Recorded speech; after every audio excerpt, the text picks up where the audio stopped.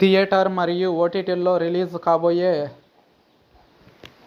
సినిమాల అప్డేట్స్ ఇవే. ప్రతి వారం థియేటర్లలో కొత్త సినిమాలు రిలీజ్ అవుతుంటాయి. గత 2-3 వారాలుగా థియేటర్లలో కొత్త సినిమాల సందడి లేదు.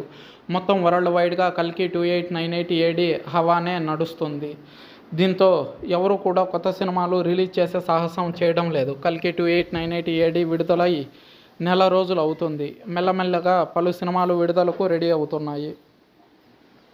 అలా ఈ వారం థియేటర్లోకి తమిళ స్టార్ హీరో ధనుష్, రాయన్, రాజ్ తరుణ్, పురుషోత్తముడు, ఆపరేషన్ రావణ్ సినిమాలు విడుదల కాబోతున్నాయి. అయితే ఇందులో స్టార్ హీరో సినిమా ఉన్నదానికి పెద్దగా బజ్ కనిపించడం లేదు. రాజ్ తరుణ్ పురుషోత్తముడులో స్టార్ తారాగణం నటించడంతో కాస్త ఈ మూవీ హైప్ క్రియేట్ అయింది.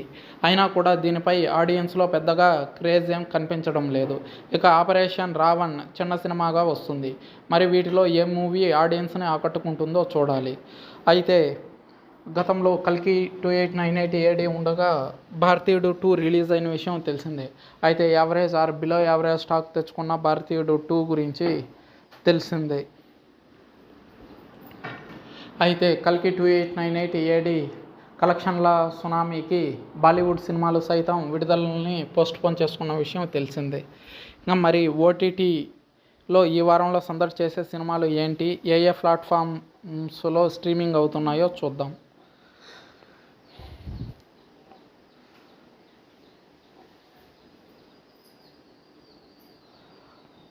కాళ్ తమిళ సినిమా జూలై 23న, గ్రాండ్మా తమిళ సినిమా జూలై 23న, రాజు యాదవ్ తెలుగు మూవీ జూలై 24న ఆహాలో స్ట్రీమింగ్ అవుతున్నాయి. నెట్ఫ్లిక్స్లో the Decameron English web series, Tokyo Swindlers Japanese web series Cleo season 2 July 25న రిలీజ్ కాబోతున్నాయి. అమెజాన్ ప్రైమ్లో the ministry of ungentlemanly warfare July 25న రిలీజ్ కానుంది.